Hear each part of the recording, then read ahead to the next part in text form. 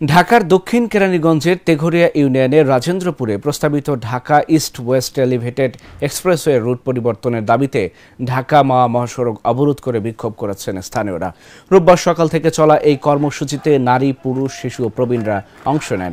বিক্ষোভকারীদের অভিযোগ, বর্তমান নকশায় 10টি গ্রাম ক্ষতিগ্রস্ত হবে, বহু ঘরবাড়ি ও অবকাঠামো ধ্বংস হবে।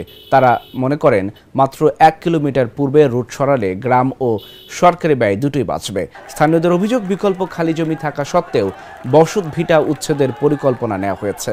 প্রায় 2 ঘন্টা মহাসড়ক অবরোধের পর প্রশাসনের হস্তক্ষেপে বিক্ষোভকারীরা মূল সড়ক ছেড়ে পাশে অবস্থান নিয়ে আন্দোলন করেন।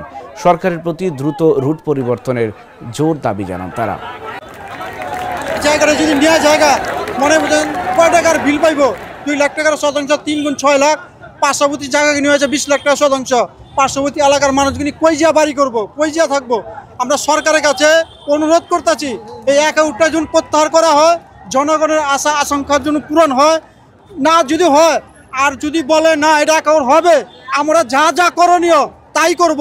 প্রয়োজনীয় হয় নিজের জীবন বিলিয়ে দিয়ে তারপরে সম্পদ এই ভূমি রক্ষা করব।